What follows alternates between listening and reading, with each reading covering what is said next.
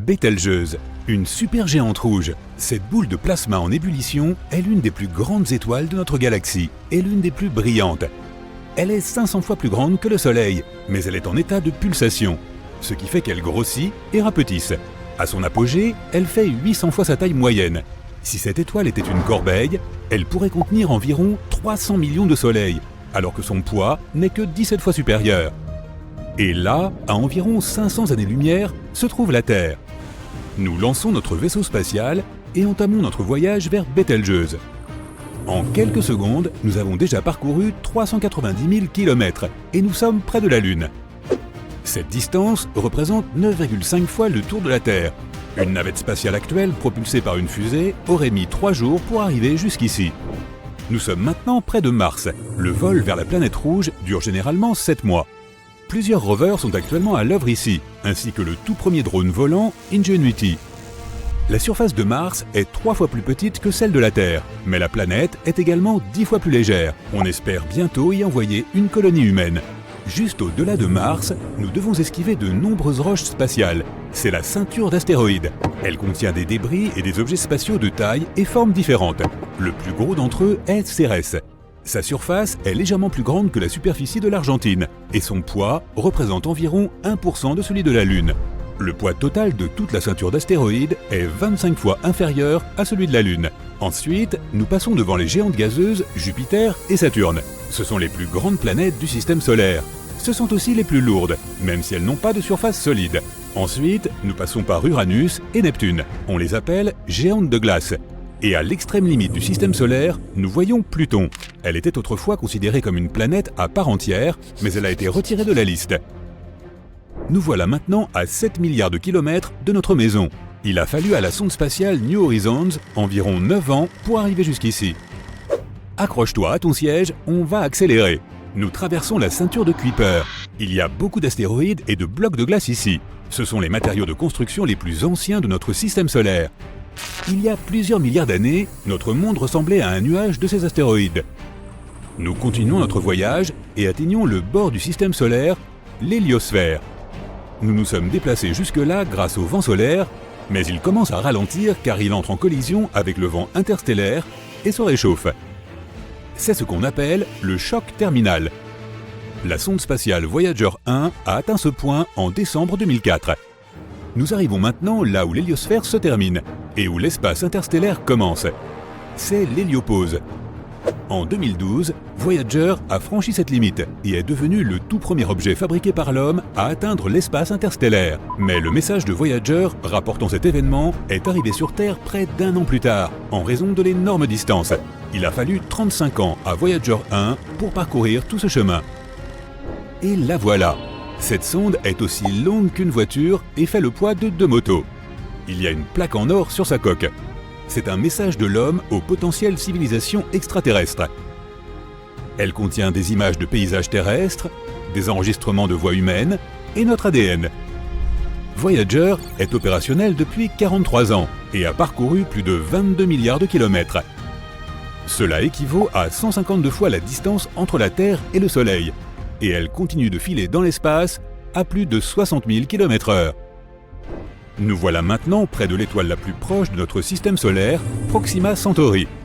Nous sommes si loin de chez nous que même la lumière a besoin de plus de 4 ans pour parcourir cette distance. Avec une navette normale, ce voyage aurait duré 73 000 ans.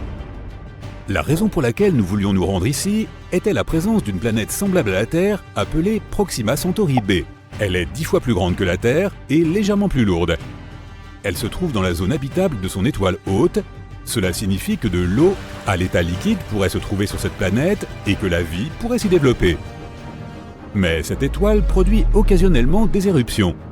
Récemment, sa luminosité a été multipliée par près de 1000. Elle a émis tellement de radiation que toute forme de vie aurait cessé d'y exister. Nous voilà maintenant à plus de 8 années-lumière de la Terre.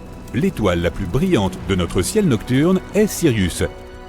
Elle est si brillante qu'on peut même la voir pendant la journée. Mais en réalité, il y a 2 étoiles, Sirius A et B, qui orbitent autour d'un centre de gravité commun. Ces étoiles se déplacent vers notre système solaire à près de 8 km par seconde.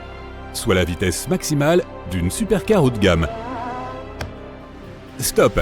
Nous sommes arrivés près d'une planète potentiellement habitable, à 39 années-lumière de la Terre. C'est TRAPPIST 1d. Son étoile hôte est une naine blanche. C'est une étoile froide, 10 fois plus petite et plus légère que le Soleil.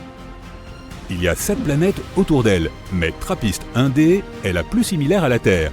Elle est seulement 30% plus petite et 3 fois plus légère. Mais sa surface est rocheuse et la température y est de 9 degrés Celsius. On s'y sent bien avec une petite laine. Il pourrait même y avoir une atmosphère, des montagnes et des océans, ce qui veut dire que cette planète pourrait accueillir une colonie humaine. Mais il faudrait 677 000 ans pour y arriver avec des navettes traditionnelles. Et voici notre objectif principal, Bételgeuse. Il faudrait près de 8,7 millions d'années pour y arriver avec une navette spatiale actuelle. Cette étoile est si grande qu'à côté, notre vaisseau ressemble à un grain de sable. Remontons le temps pour voir ce qui est arrivé à cette étoile. Il y a d'abord eu une magnifique nébuleuse. C'est un nuage de poussière et de débris spatiaux qui s'est progressivement comprimé sous son propre poids. Une réaction nucléaire s'est alors formée en son cœur et boum! Une étoile est née. Au début, Bételgeuse était chaude et très massive, mais elle ne s'est pas étendue et est restée stable. Observons son cœur. Les réactions nucléaires dans le cœur de l'étoile créent beaucoup de chaleur et d'énergie. Cela produit une force, poussant les parois de l'étoile vers l'extérieur, ce qui provoque son expansion. Mais en même temps, l'étoile est très lourde, donc sa gravité exerce une pression sur elle depuis l'extérieur. Lorsque ces deux forces sont équilibrées, l'étoile reste stable. Mais avec le temps, toute étoile perd son combustible, l'hélium et l'hydrogène. Des éléments plus lourds du noyau se joignent alors à la réaction nucléaire. En brûlant, ils libèrent plus d'énergie que la gravité ne peut en contenir. L'étoile commence alors à s'étendre. C'est ce qui arrive à Bételgeuse. Elle est déjà si grande que si on la plaçait au centre de notre système solaire, son bord toucherait la ceinture d'astéroïdes entre Mars et Jupiter. Bételgeuse va continuer à s'étendre jusqu'à épuiser complètement son carburant. Puis, la gravité l'emportera, sa taille diminuera, puis elle fera un énorme boom. Son explosion, ou supernova, sera si aveuglante que Bételgeuse brillera plus que notre Lune. Heureusement, la Terre est trop éloignée pour que cette explosion puisse ennuyer l'homme. Le fort courant de matière qui sera éjecté lors de l'explosion n'atteindra le système solaire que 6 millions d'années plus tard. Puis, le vent solaire arrêtera ce flux, donc nous ne risquons rien. Bételgeuse est susceptible d'exploser à tout moment au cours des 10 000 prochaines années, bien que des scientifiques pensent que cela n'arrivera pas avant 100 000 ans. Revenons juste avant l'explosion de Bételgeuse. Il peut y avoir un autre scénario plus intéressant. La gravité pourrait comprimer son noyau massif avec une telle force qu'un trou noir se formerait à sa place. Les trous noirs sont ce qu'il y a de plus lourd dans l'univers. Ils ont une force gravitationnelle incroyable dont même la lumière ne peut échapper. Le trou noir de Bételgeuse commencerait à aspirer la poussière cosmique et les restes de l'étoile. Tous ces débris, ainsi que la lumière des autres étoiles, se retrouveraient prisonniers jusqu'à la ligne d'horizon de ce trou noir en expansion. Pour la première fois de l'histoire, nous pourrions assister à la naissance d'un trou noir. Mais en réalité, Bételgeuse est trop légère pour devenir un trou noir, et il est plus probable qu'après son explosion, elle se transforme en une naine blanche qui s'estompera progressivement jusqu'à devenir invisible. Toutes les étoiles que nous voyons, y compris notre Soleil, reposent sur l'équilibre de différentes forces. Les étoiles sont des objets très lourds, donc elles ont une forte gravité, ce qui les presse de l'extérieur et les fait rétrécir. Mais à l'intérieur de celle-ci, alors qu'elle brûle son combustible, il y a des réactions nucléaires qui produisent des quantités incroyables d'énergie. Cette énergie est la lumière et la chaleur que nous ressentons pendant la journée. Mais surtout, ces réactions augmentent la pression à l'intérieur de l'étoile et créent une force qui lutte contre la gravité. Donc, tant que le réservoir de l'étoile est plein, il n'y a aucun danger. Mais lorsque le carburant s'épuise, la pression à l'intérieur de l'étoile diminue et la gravité l'emporte. Une étoile de la taille de notre Soleil peut briller pendant environ 10 milliards d'années. Pour être plus précis, notre beau Soleil a environ 4,5 milliards d'années et a déjà brûlé la moitié de son carburant. L'étape suivante dans la vie d'une étoile se produit lorsqu'elle arrive à court de jus. La pression interne diminue, mais la gravité continue de s'exercer. À un moment donné, une étoile s'effondre tout simplement sous son propre poids et rétrécit jusqu'à la taille de son noyau à une vitesse de près d'un quart de la vitesse de la lumière. En moins d'une demi-seconde, une gigantesque étoile se transforme en un objet petit et dense. Cet effondrement rapide crée des ondes de choc incroyables qui font exploser les couches supérieures de l'étoile. Boum! À présent, une quantité incroyable d'énergie et de matière est projetée dans l'espace. À ce moment, la luminosité de l'étoile augmente des millions, voire des milliards de fois. C'est le flash que nos scientifiques peuvent voir avec des télescopes super puissants. Mais la lumière de cette explosion n'atteint notre planète que bien des années plus tard. Donc en fait, cette étoile s'est éteinte depuis longtemps. Il existe plusieurs options à ce stade. Tout dépend de la taille de l'étoile. Si sa masse est petite, environ la masse de notre Soleil, alors pendant plusieurs mois, cet éclair deviendra de plus en plus brillant jusqu'à ce qu'il atteigne son maximum. Ensuite, l'énergie de l'explosion commencera à se dissiper jusqu'à disparaître et se refroidir progressivement. Quelques années passeront et la température de l'ancienne étoile deviendra égale à celle de l'espace et elle cessera tout simplement d'exister. Mais plus l'étoile sera lourde, plus les événements seront intéressants. Ce genre d'étoiles brûlent leur combustible beaucoup plus vite et ont une durée de vie plus courte. Les étoiles pesant environ 8 fois la masse du Soleil peuvent s'effondrer en un objet plutôt inhabituel que l'on rencontre rarement dans l'univers. Une étoile à neutrons. Cette boule creuse ne fait que 10 à 20 km de large et est recouverte d'une croûte de métal dur d'environ 1,5 km d'épaisseur. Les étoiles à neutrons peuvent peser environ 2 soleils et ont une très forte gravité. Si tu te sens à l'aise et en bonne forme sur Terre, tu ne pourrais même pas soulever une aiguille ou une allumette là-bas. De plus, tu serais pressé à la surface comme une crêpe et tout simplement incapable de bouger. Mais il y a des étoiles qui sont des dizaines de fois plus lourdes que le Soleil. L'explosion d'une supernova pareille, qui pèse au moins 40 fois plus que le Soleil, donne naissance à l'objet le plus inexplicable et le plus mystérieux de l'univers, un trou noir. Au début, une explosion incroyablement brillante se produit. Une onde de choc se propage et emporte la poussière et la matière de l'ancienne étoile comme dans un brouillard. Et à l'endroit de l'explosion, il ne reste qu'un petit disque noir. Cet abîme obscur est l'objet le plus lourd de l'univers.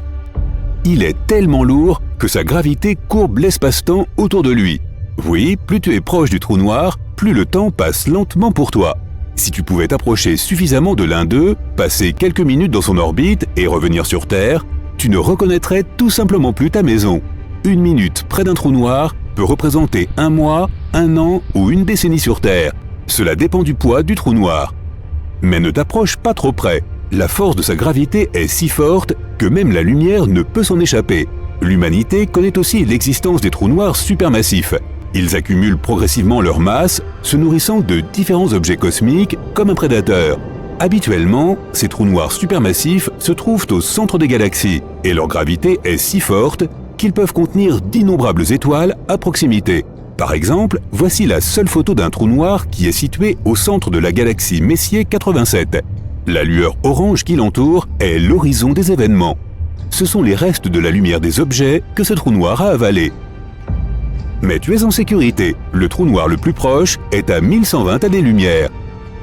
Mais les supernovas peuvent exploser autrement que quand la gravité l'emporte sur les forces internes de l'étoile. Parfois, c'est le contraire qui se produit.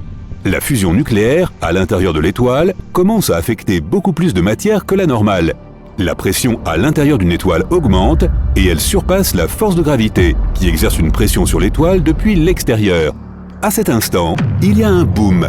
Cela ne se produit jamais tout seul, et ce type de supernova n'est possible que dans les systèmes stellaires binaires. Deux étoiles tournent l'une autour de l'autre. Une étoile commence à avaler la substance de l'autre, puis les réactions nucléaires à l'intérieur ne sont plus en équilibre, et une supernova explose. Pendant un certain temps, les scientifiques ont cru qu'une explosion pareille pourrait se produire en 2022. Ce genre de système binaire existe dans la constellation du Cygne, à une distance de 1800 années-lumière du Soleil. Une nova rouge lumineuse aurait dû se produire ici. Un flash rouge de cette ampleur aurait été visible à l'œil nu pendant des mois. Et après l'explosion elle-même et la fusion de deux étoiles, une nouvelle étoile plus chaude et plus lourde aurait dû apparaître à leur place. Mais une nouvelle analyse des données a révélé une erreur de calcul, et cet événement ne se produira pas de sitôt après tout. Nous voyons donc maintenant qu'une explosion de supernova est un événement très dangereux, et que cela peut causer de gros dégâts sur notre planète si elle se produit suffisamment près. Le principal danger est celui des rayons gamma. Ce sont les radiations qui proviennent de l'explosion. Lorsque ces rayons atteignent la Terre, ils affectent notre bouclier, c'est-à-dire l'atmosphère. Ils réduisent la couche d'ozone et nous rendent vulnérables au rayonnement solaire et aux autres rayons cosmiques. Dans ce cas, toute vie sur la planète est en danger. Et la mauvaise nouvelle, c'est qu'une explosion de ce genre pourrait se produire très bientôt. Bételgeuse, l'étoile la plus brillante du ciel nocturne, est environ 17 fois plus grosse que le Soleil et est âgée de 8,5 milliards d'années. Elle a commencé à épuiser ses réserves de carburant. Les scientifiques prédisent que cette géante pourrait exploser comme une supernova à tout moment dans les 10 000 prochaines années. Cela pourrait donc aussi bien se produire dans quelques siècles que demain. Tout se passera comme suit. Bételgeuse s'effondrera en une fraction de seconde, puis elle explosera avec une telle intensité qu'elle ressemblera à une deuxième lune dans le ciel nocturne. Nous observerons un nouveau point lumineux dans le ciel pendant des semaines ou même des mois. Mais ensuite, elle commencera à s'effacer jusqu'à disparaître complètement. Mais pas sans laisser de traces. À sa place, il y aura une étoile à neutrons qui pèsera 1,5 fois notre Soleil. Ce sera l'un des plus grands événements que l'humanité ait jamais connu. Mais nous n'avons pas à avoir peur. Bételgeuse est à environ 550 années-lumière de nous. Donc, ces rayons X et ultraviolets ne nous affecteront pas. Un danger bien plus grand est posé par la libération de matière qui se produit lors de l'explosion d'une supernova. Mais cela ne devrait pas t'inquiéter non plus. L'onde de choc atteindra la Terre 6 millions d'années plus tard et elle sera balayée par le vent solaire. Donc, si nous voyons Bételgeuse exploser aujourd'hui, ce sera un spectacle incroyable. Mais en fait, l'étoile n'existera plus à ce moment-là, car cela voudrait dire que l'événement lui-même s'est produit il y a près de 6 siècles. C'est juste que maintenant, la lumière de l'étoile parvient enfin jusqu'à nous. Certains scientifiques pensent que les événements liés à l'extinction de l'Ordovicien silurien, qui s'est produite il y a près d'un demi-milliard d'années, se sont produits exactement à cause de l'explosion d'une étoile. Ensuite, près de 60% des vertébrés marins se sont éteints. Pourtant, il ne s'agissait pas d'une supernova, mais d'une hypernova. C'est ce que les scientifiques appellent des explosions d'étoiles 100 à 150 fois plus grosses que le Soleil. En plus de ce poids anormal, l'étoile doit tourner très rapidement. Ce genre d'objets sont très rares. Dans notre galaxie, ils sont peu nombreux et les scientifiques pensent que les hypernovas se produisent environ une fois tous les 200 millions d'années.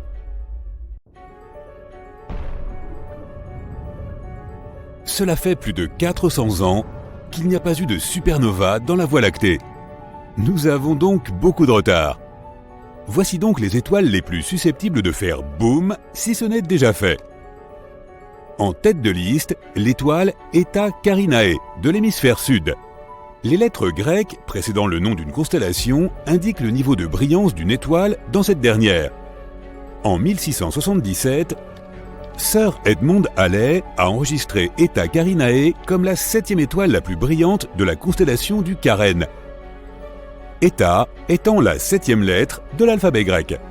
Elle n'était peut-être pas si brillante pour Sir Edmond et ses contemporains au XVIIe siècle, mais les études modernes estiment qu'elle est 5 millions de fois plus lumineuse que notre Soleil. La luminosité est un terme technique utilisé par les astronomes. Il ne signifie pas seulement brillance, mais fait référence à l'énergie totale libérée à toutes les fréquences. Et Eta Carinae libère 5 millions de fois plus d'énergie que le Soleil.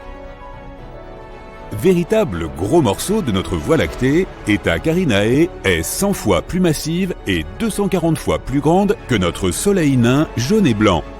De toute évidence, Eta Carinae est assez éloignée, environ 7500 années-lumière. Pourtant, même à une telle distance, si cette étoile devient hypernova, elle peut quand même avoir un impact sur la couche d'ozone de la Terre, perturber les communications par satellite et blesser les astronautes. 159 ans après l'observation de Halley, Eta Carinae a connu une explosion de type nova.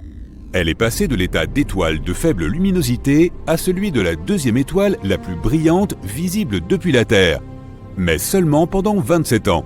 De 1836 à 1863, Eta Carinae était la deuxième étoile la plus brillante visible de chez nous après Sirius, l'étoile du chien, qui n'est qu'à 8 années-lumière. Depuis 1863, à part quelques poussées, Eta Carinae est revenue à sa luminosité d'origine, soit une magnitude de 4,5. Les astronomes pourraient nous présenter des excuses pour la nomenclature de la magnitude des étoiles. Plus une étoile, une planète ou une lune est brillante, plus sa magnitude est faible. Ainsi, les étoiles qui sont plus brillantes que la magnitude 1 sont soit de magnitude 0, soit de magnitude négative. La pleine lune, par exemple, a une magnitude de -13. Une étoile de magnitude 4,5, comme Eta Carinae, est assez peu visible depuis la Terre, mais tu la verrais clairement dans un ciel nocturne sans pollution lumineuse si tu vivais au sud de la latitude du Caire. 30 degrés de latitude nord est le point le plus au nord d'où l'on peut observer cette étoile. Mais Eta Carinae est actuellement en train de faire quelque chose. Elle brille de nouveau, et elle est même plus brillante qu'elle ne l'a jamais été depuis 1864. C'est une situation complexe. Eta Carinae est en réalité constituée de deux étoiles, Eta Carinae A et Eta Carinae B. Il y a une troisième étoile à proximité qui interagit également avec la dynamique de cette étoile double. Logiquement, elle s'appelle Eta Carinae C. Formée de deux globes de gaz hypermassifs qui se dilatent à 20 millions de km/h, Eta Carinae est sans aucun doute l'une des étoiles les plus étranges que tu puisses voir. Rappelle-toi qu'elle se situe à 7500 années-lumière de nous. Si quelque chose lui arrivait au cours des 7500 dernières années, comme une hypernova, nous ne le saurions même pas, car aucun des rayonnements électromagnétiques d'Eta Carinae ne serait encore parvenu jusqu'à nous. Les astronomes surveillent de près Eta Carinae, car elle pourrait devenir une hypernova à tout moment, ou peut-être l'a-t-elle déjà fait il y a 5000 ans. Dans ce cas, nous n'aurions plus qu'à attendre 2500 ans pour le découvrir. Parmi une liste de plus de 30 étoiles susceptibles de devenir des supernovas, Rho Cassiopeiae est le choix de nombreux astronomes. Rho étant la 17e lettre de l'alphabet grec, cela signifie que Rho Cassiopeiae est l'étoile ayant la 17e magnitude la plus brillante de la constellation de Cassiopée. Pourtant, c'est l'une des 7 seules étoiles hypergéantes jaunes connues dans la Voie lactée. Encore un gros morceau. Pour être visible à une magnitude de 4,5 à environ 10 000 années-lumière, ce doit être une très grosse étoile, une hypergéante. Placée là où se trouve le Soleil, elle engloberait l'orbite de Mars. Mais elle est encore jaune. Si elle était rouge, cela indiquerait une température de surface plus froide. Donc, aussi énorme soit-elle, Rho Cassiopeiae est toujours aussi chaude que notre Soleil, voire un peu plus. Cela ne peut signifier que deux choses. 1. Au plus profond de son noyau, Rho Cass fusionne des atomes bien plus lourds que l'hydrogène ou l'hélium. Et 2. Elle produit beaucoup plus d'énergie qu'une étoile géante rouge. En 2000, Rho Cassiopeiae a fait une éruption massive. Elle s'est illuminée en éjectant 10 000 fois la masse de la Terre dans l'espace à 4 fois la vitesse du son. Les astronomes ont détecté la signature d'oxyde de titane dans cette éruption. Cela signifie que Rho Cassiopeiae est beaucoup plus proche qu'on ne pensait d'une supernova, voire d'une hypernova. Le fer se situe juste quelques échelons au-dessus du titane dans le tableau périodique des éléments. Quand le fer se forme, la fusion s'arrête et une étoile s'effondre. Rho Cassiopeiae en est donc proche, ou plutôt en était proche. Car l'éruption observée en l'an 2000 s'est réellement produite 10 000 ans auparavant. De nombreux astronomes pensent que Rho Cassiopeiae est déjà devenue une hypernova, a formé un trou noir et n'existe même plus. De son côté, Bételgeuse a attiré l'attention sur elle il n'y a pas si longtemps. Elle s'est considérablement affaiblie et n'est plus qu'à 37% de sa luminosité habituelle. Se prépare-t-elle à devenir une supernova ? Bételgeuse est de loin l'étoile la plus brillante de tout le ciel, en lumière infrarouge. Ce détail est important car il est lié au statut de Bételgeuse en tant que candidate à la supernova. Mais nous le verrons bientôt. Bételgeuse est également nommée Alpha Orionis, encore une désignation en lettres grecques. Nous devrions donc en conclure que Bételgeuse est l'étoile la plus brillante d'Orion, non ? Faux, c'est la deuxième étoile la plus brillante de sa constellation. C'est Rigel, ou Beta Orionis, l'étoile la plus brillante d'Orion. Ceci est dû au fait que Bételgeuse est classée comme une étoile variable semi-régulière, Son cycle de pulsation d'environ 400 jours modifie sa luminosité d'environ une magnitude complète, la faisant passer de bien plus brillante qu'une étoile de magnitude 1 à proche d'une étoile de magnitude 2. Mais on n'a jamais observé une diminution de luminosité de Bételgeuse aussi rapide et radicale que récemment. De fin 2019 à mi-2020, Bételgeuse a traversé une période d'atténuation substantielle lors d'une éjection de masse. Les astronomes du monde entier ont sauté sur l'occasion et au cours de leurs investigations, ils ont trouvé de nouvelles données surprenantes sur Bételgeuse. Premièrement, Bételgeuse n'est pas aussi éloignée que nous le pensions. Elle se trouve en fait à 548 années-lumière, soit 25% plus proche que la distance mesurée avant. Deuxièmement, le diamètre de Bételgeuse a été réduit du même pourcentage. On sait donc qu'elle est 25% plus petite que ce que l'on croyait auparavant. La cause de cette atténuation spectaculaire a également été déterminée.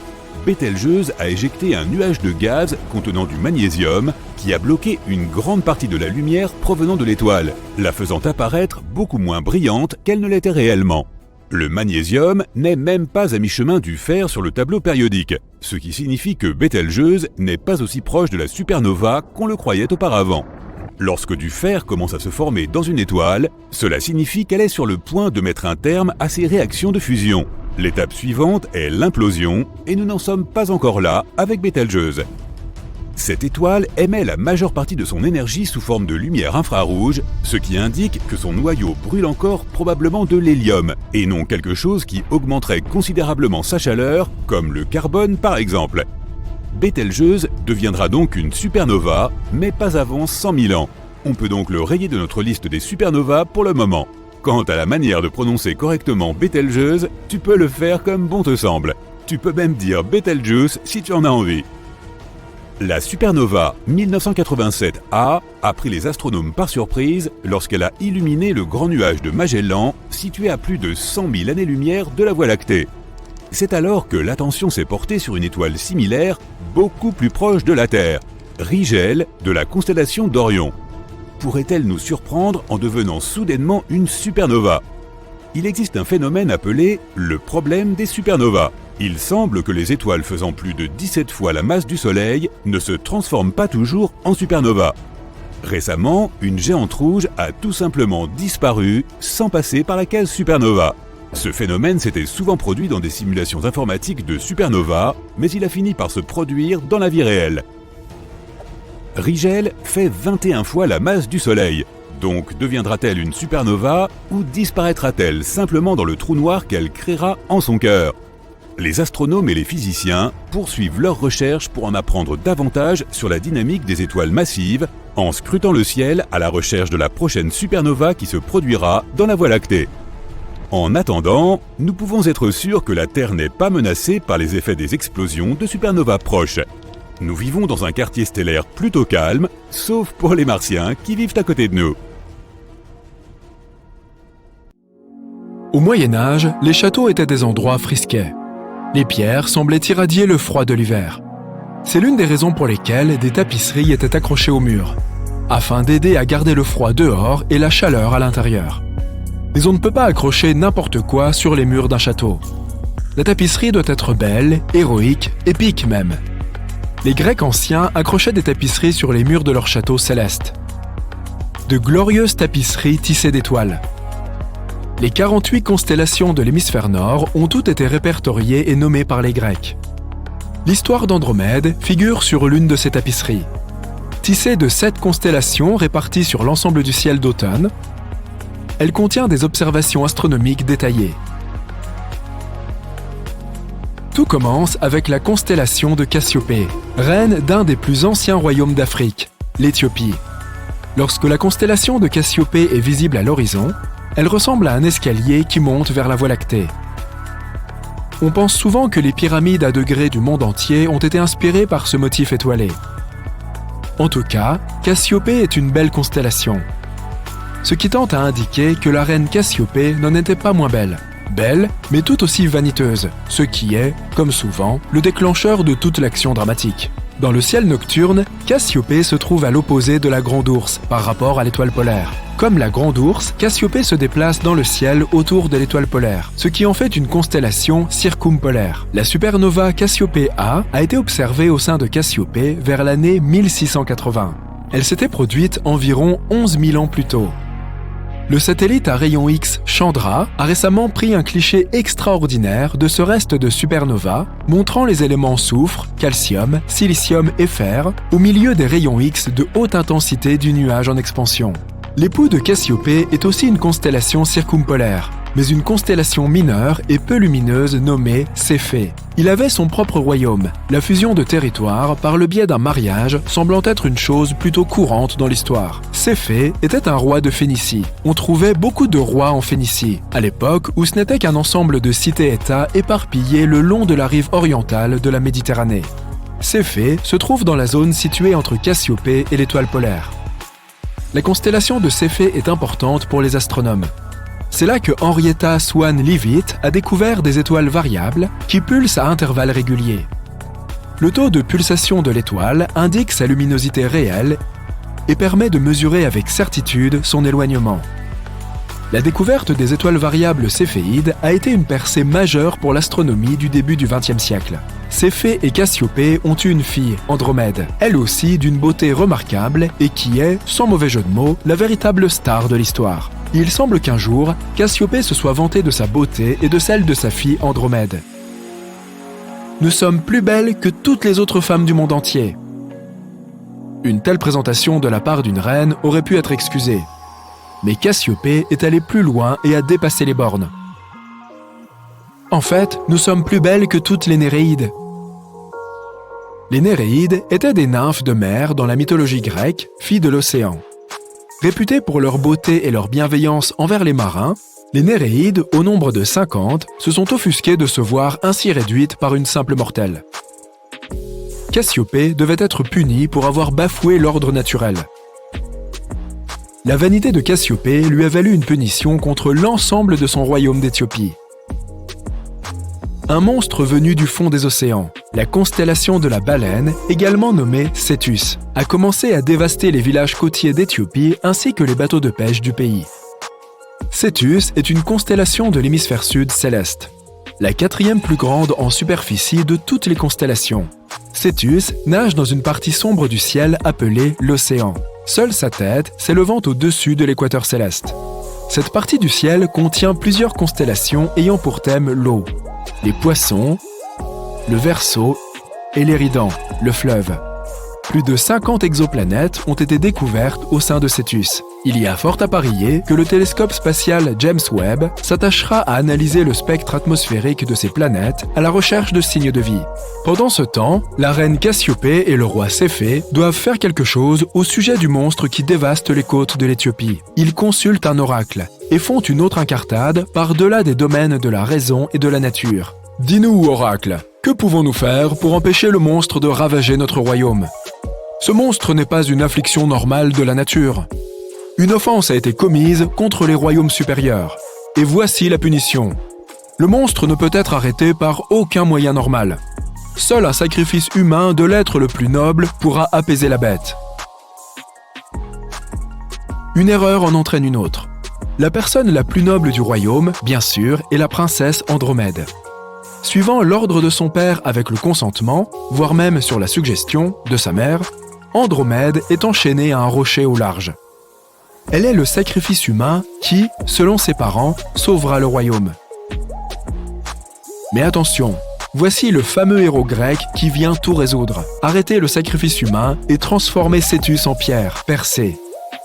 D'où arrive Persée ? Des îles Hébrides d'après la légende. Persée s'est rendue aux Hébrides à la poursuite de la gorgone Méduse. L'étendue géographique de cette tapisserie est immense.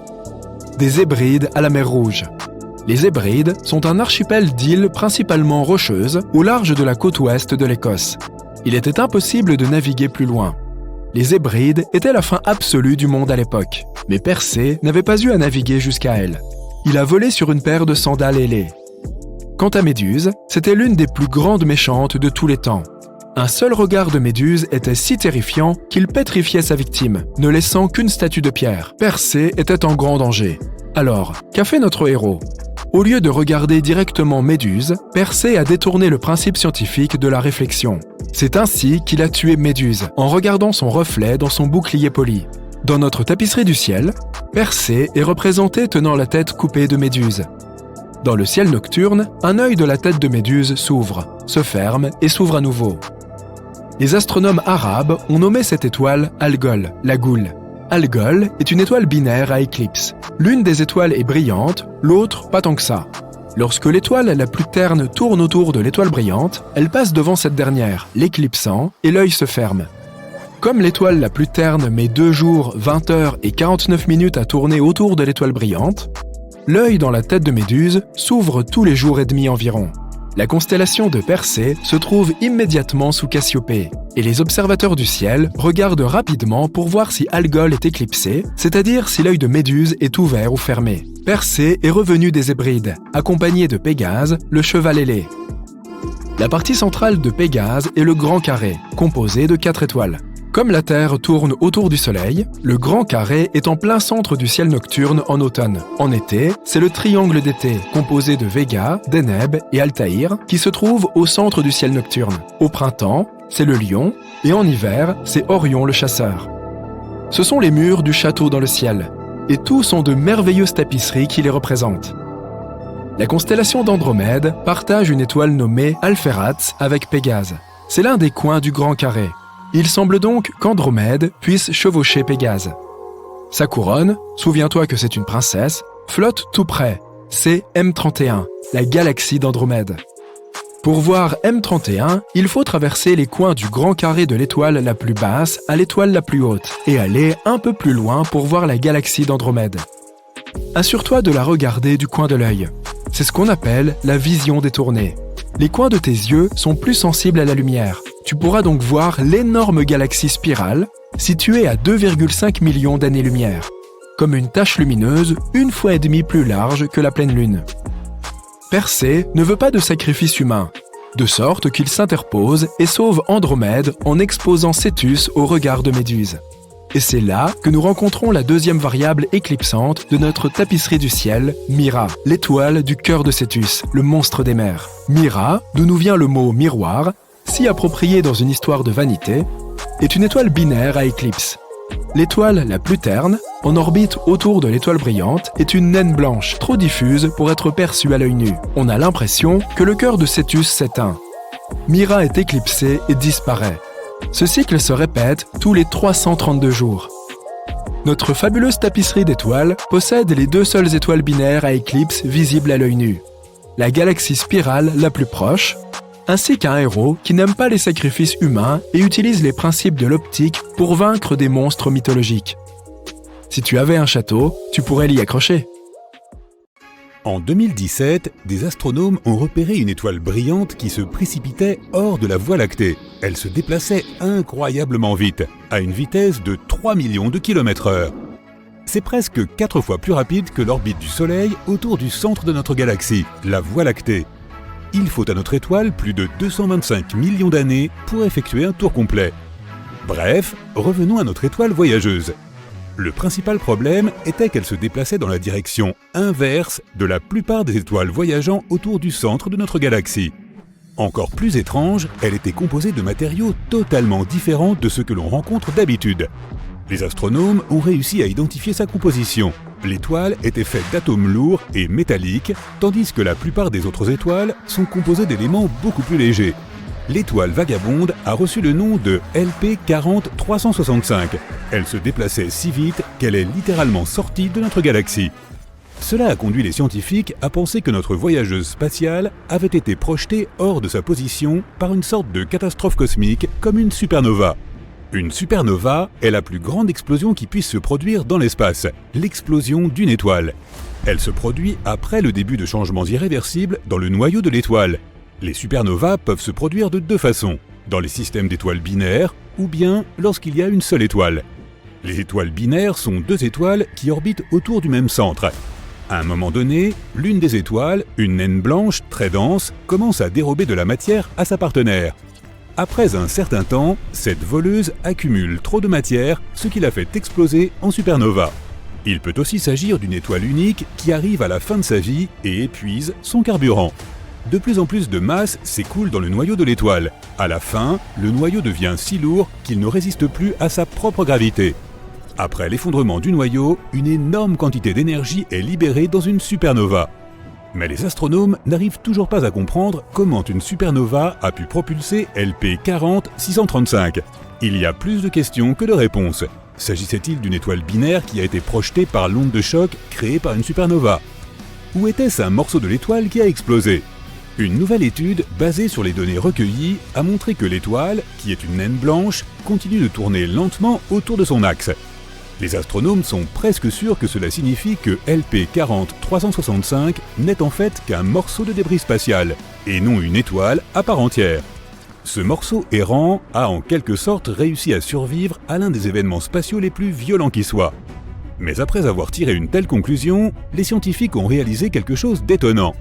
Les caractéristiques inhabituelles de LP 40 365 auraient pu apparaître après que l'étoile ait été témoin d'une supernova. Même si cet événement s'est produit à la vitesse de l'éclair, la composition entière de l'étoile a été modifiée. La plupart des étoiles se composent principalement d'hélium et d'hydrogène, mais LP 40 365 est différente. Elle contient des éléments lourds comme le magnésium, l'oxygène et le néon. C'est sans doute la supernova qui a ajouté ces atomes à la composition de l'étoile. Au fait, les astronomes considèrent tous les éléments plus lourds que l'hélium comme des métaux. Cela signifie qu'après avoir été témoin de la supernova, LP 40 365 est devenu, pour ainsi dire, métallique. Pour l'instant, l'étoile n'a pas ses propres planètes, mais le Satellite Transiting Exoplanet Survey de la NASA, qui est à l'affût des planètes lointaines qui passent devant leur étoile haute et la rendent moins brillante, a remarqué une chose curieuse. LP 40 365 s'illumine puis s'assombrit à nouveau tous les 8,9 heures. Cela pourrait signifier que l'étoile pulse, même si les pulsations stellaires sont généralement beaucoup moins régulières.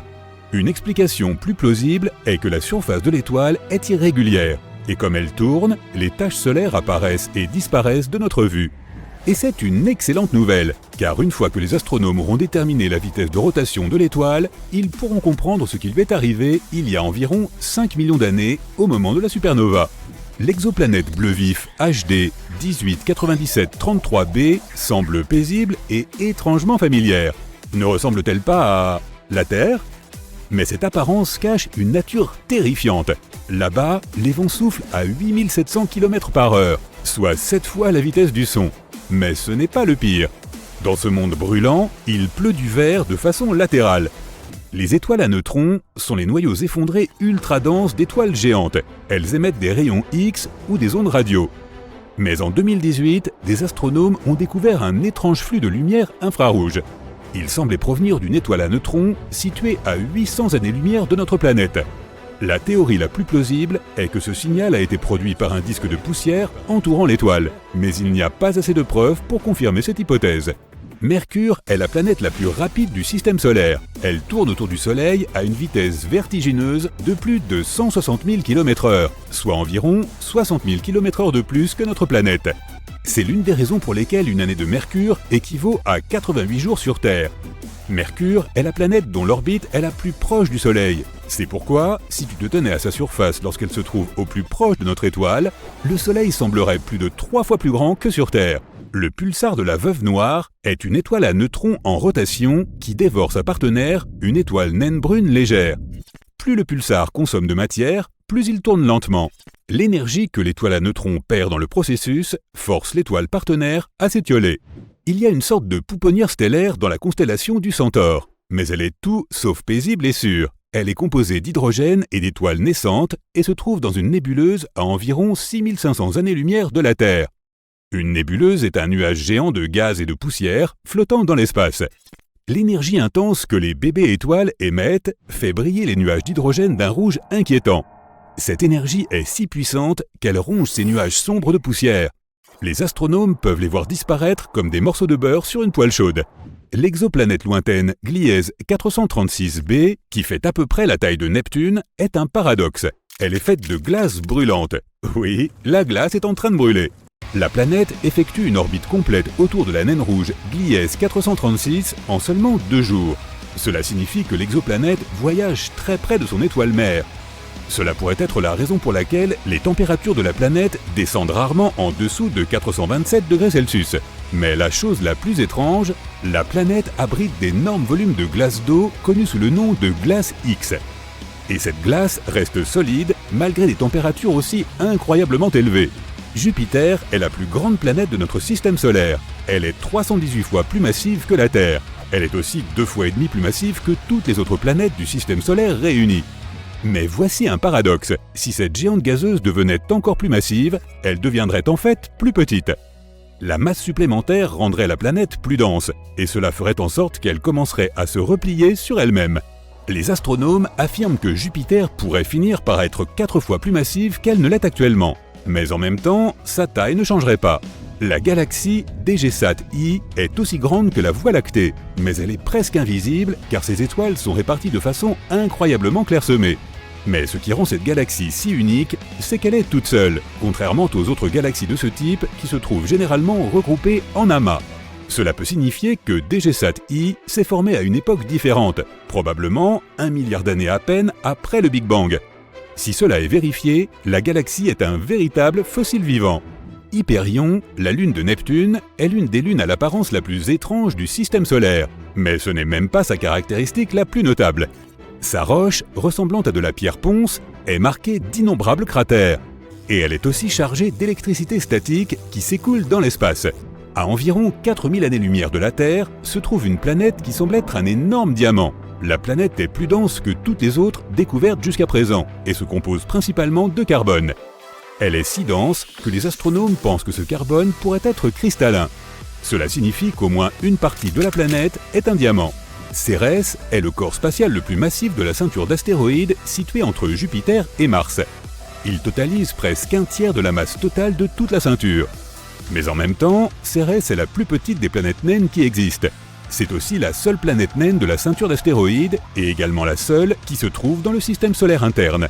Les astronomes qualifient parfois Jupiter d'étoile ratée. La géante gazeuse contient en effet beaucoup d'hélium et d'hydrogène, mais sa masse n'est pas suffisante pour lancer une réaction de fusion dans son noyau. Or, c'est exactement comme cela que les étoiles produisent de l'énergie. Elles fusionnent les atomes d'hydrogène sous une pression et une chaleur extrêmes et créent de l'hélium. Au cours de ce processus, elles libèrent aussi de la lumière et de la chaleur. Jupiter ne pourrait déclencher une réaction nucléaire et devenir une étoile que si sa masse était 70 fois supérieure à sa masse actuelle. L'espace est totalement et tristement silencieux. C'est parce que dans le vide de l'espace, il n'y a pas d'atmosphère. Or, les ondes sonores ont besoin d'un support pour voyager. C'est pourquoi les mondes avec une atmosphère, comme la Terre, sont pleins de bruit. Contrairement à leurs cousins supermassifs, les hypothétiques mini-trous noirs pourraient être vraiment minuscules, pas plus gros que des atomes. Mais même comme ça, un seul d'entre eux pourrait avoir la masse d'1 millier de voitures. Une théorie prétend que des tonnes de micro-trous noirs pourraient avoir été créés juste après le Big Bang. Certains scientifiques vont même jusqu'à dire que quelques mini-trous noirs traversent notre planète chaque jour. Chaque heure, le Soleil envoie plus d'énergie à la Terre que notre planète n'en utilise en un an. Mais même si les gens utilisent aujourd'hui beaucoup plus d'énergie solaire qu'il y a 10 ans, cela ne représente toujours que 0,7% de la consommation annuelle d'électricité dans le monde. Il pourrait y avoir des lunes en orbite autour d'autres lunes, mais les astronomes ne se sont pas encore mis d'accord sur cette théorie. Les planètes orbitent autour des étoiles, les lunes orbitent autour des planètes. Mais pourquoi ne peut-il y avoir des lunes de lunes, aussi appelées sous-satellites ou sous-lunes ? Des chercheurs affirment que les lunes de lune pourraient exister, mais la lune haute doit être suffisamment massive et la lune de lune suffisamment petite. Il doit aussi y avoir une grande distance entre ces lunes et la planète haute. Jupiter est la planète la plus massive du système solaire. Cela signifie que sa gravité est aussi la plus élevée. Elle est 2,5 fois plus importante que celle que nous avons sur notre planète. Un jour, la gravité de la géante gazeuse a même détruit une grande comète appelée Shoemaker-Levy 9. Puis, la planète a goulûment avalé les débris de l'ancienne comète. Si tu te tenais sur l'équateur de Mars, la température à tes pieds serait comme celle d'une chaude journée de printemps, mais ta tête serait littéralement gelée. Perdues dans l'espace et dérivant à travers les galaxies, les planètes vagabondes ont un jour été projetées loin de leurs étoiles mères. Mais l'une d'entre elles, qui flotte à 200 années-lumière de la Terre, est différente des autres. C'est un objet de la taille d'une planète, avec un champ magnétique 200 fois plus puissant que celui de Jupiter. Ce champ est si puissant qu'il génère des aurores clignotantes incessantes dans l'espace de celle-ci. Europe est l'une des plus grandes lunes de Jupiter, même si elle est plus petite que la Lune de la Terre. Mais ce qui est étonnant avec ce satellite de la géante gazeuse, c'est qu'il est recouvert de glace. Et une partie de cette glace est lisse, ce qui signifie que tu pourrais y patiner. Et un triple axel d'1 mètre que tu peux effectuer sur notre planète te propulserait à 7 mètres dans les airs. En même temps, la vitesse d'atterrissage sur Europe serait la même que sur la Terre. Haumea, une planète naine en orbite dans la ceinture de Kuiper, a une forme allongée plutôt bizarre, ainsi que 2 lunes. La journée sur cette planète dure 4 heures, ce qui en fait le corps céleste de grande taille qui tourne le plus vite dans le système solaire. Mais la chose la plus mystérieuse à propos d'Haumea est que la planète est entourée d'un mince anneau de 64 km de large. Les astronomes n'ont pas réussi à comprendre comment ou pourquoi il est apparu autour de la planète naine. 11 terres pourraient tenir sur l'équateur de Jupiter, et si notre planète avait la taille d'un raisin, la géante gazeuse serait aussi grande qu'un ballon de basket. 9 vaisseaux spatiaux ont déjà visité Jupiter. 7 d'entre eux ont simplement survolé la planète, et 2 se sont mis en orbite autour de l'énorme planète. Le plus récent d'entre eux, Juno, est arrivé au-dessus de Jupiter en 2016. Les cratères du pôle sud de la Lune sont probablement la zone la plus glaciale de tout le système solaire. Le sol des cratères est toujours dans l'ombre. C'est pourquoi la température n'y dépasse jamais moins 238 degrés Celsius, même pendant la journée. Si tu décidais de prendre un avion pour te rendre sur Pluton, ton voyage durerait environ 800 ans. Tu trouveras la plus haute montagne du système solaire sur un astéroïde appelé Vesta. Son sommet s'élève à 22,5 km de la base de la montagne. Cela rend Rhea Silvia, c'est ainsi que s'appelle la montagne, presque 3 fois plus haute que l'Everest. Les anneaux de Saturne n'ont pas été découverts en une seule fois, cela s'est fait progressivement.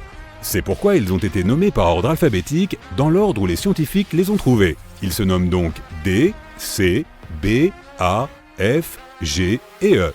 Une journée sur Vénus dure environ 243 jours terrestres, mais la mauvaise nouvelle est que tu devras attendre le week-end pendant 3 ans. Tout cela parce qu'un jour sur Vénus est plus long qu'une année. Un phénomène solaire appelé événement terminateur a eu lieu à l'équateur du Soleil. Des collisions désastreuses de champs magnétiques semblent provoquer de gigantesques tsunamis jumeaux de plasma. Ces tsunamis déchirent la surface de l'étoile, se déplaçant à une vitesse de 300 mètres par seconde. Ils peuvent durer des semaines d'affilée et se produisent presque toutes les décennies. Les vents sur Neptune sont les plus rapides de notre système solaire. La plupart d'entre eux peuvent atteindre une vitesse de 2600 km/h. Presque n'importe laquelle de ces énormes tempêtes pourrait facilement avaler notre planète entière. La 18e étoile la plus brillante du ciel nocturne, Formal O, offre un spectacle terrifiant. Elle est surnommée l'œil de Sauron, car un anneau de poussière et de débris qui l'entoure lui donne l'apparence d'un œil géant qui sonde les profondeurs de ton âme. L'étoile intimidante a plus de 2 fois la masse de notre Soleil et se trouve à 25 années-lumière de la Terre, ce qui n'est pas si loin si l'on considère les distances dans l'espace. Mars a 2 lunes, Phobos et Deimos. Dans les 30 à 50 millions d'années à venir, les forces gravitationnelles de la planète vont détruire Phobos. Cela entraînera probablement la formation d'un anneau autour de Mars. Chaque année, un astéroïde de la taille d'une voiture entre dans l'atmosphère de notre planète. Un tel intrus pourrait rayer une petite ville de la surface de la Terre. La poussière et la fumée s'élèveraient dans l'atmosphère, empêchant la lumière du Soleil d'atteindre la surface de la planète. Cela ferait chuter les températures dans le monde entier et le climat changerait radicalement. Heureusement, de tels astéroïdes brûlent dans l'atmosphère avant même de s'approcher de la surface. Le signal radio produit par un vaisseau spatial lorsqu'il entre en contact avec la Terre est moins puissant qu'une ampoule électrique dans ton réfrigérateur. Lorsque ce signal atteint notre planète, sa puissance n'est plus que d'un milliardième de watt. Pas étonnant que les antennes qui recueillent ces signaux super faibles soient énormes. Le Deep Space Network, qui détecte les signaux des vaisseaux spatiaux, a des antennes paraboliques qui mesurent jusqu'à 70 mètres de large, soit plus que la largeur d'un terrain de foot. En 1999, la NASA a perdu un orbiteur de Mars parce qu'une équipe d'ingénieurs utilisait le système métrique, tandis qu'une autre faisait des calculs à l'aide du système impérial. Les nébuleuses sont de gigantesques nuages de gaz et de poussière. Avec le temps, la gravité commence à tirer ces amas de poussière et de gaz ensemble. Ils deviennent de plus en plus grands et leur gravité augmente. Un jour, la masse d'une nébuleuse devient si importante qu'elle s'effondre sous sa propre gravité et forme une nouvelle étoile. À environ 4000 années-lumière, dans la constellation du Scorpion, se trouve la nébuleuse du Papillon. Son envergure est supérieure à 3 années-lumière, et la structure à l'intérieur de la nébuleuse est l'une des plus compliquées jamais observées. L'étoile centrale de la nébuleuse, une naine blanche, est chauffée à une température folle de 250 000 degrés Celsius. Cela signifie qu'elle a été formée à partir d'une autre étoile énorme, probablement plus de 5 fois la taille de notre Soleil. La naine blanche est entourée d'un épais disque de poussière et de gaz à l'équateur. C'est probablement ce qui fait que toute la structure ressemble à un sablier ou à un papillon. Si tu décidais de regrouper tous les astéroïdes connus du système solaire, leur masse totale ne dépasserait même pas 10% de la masse de notre Lune. Un nuage de vapeur d'eau flotte dans l'espace. Il entoure un trou noir supermassif à 12 milliards d'années-lumière de la Terre. Le nuage contient 140 000 milliards de fois le volume total d'eau sur notre planète. Les astronomes pensent que ce nuage d'eau est apparu seulement 1,6 milliard d'années plus tard que l'univers lui-même. Les objets les plus denses de l'espace sont les étoiles à neutrons. Elles ont la taille d'une petite ville et pourtant leur masse est environ 1,4 fois celle de notre Soleil. Une seule cuillère à café de matériaux d'étoiles à neutrons pèserait 1 milliard de tonnes.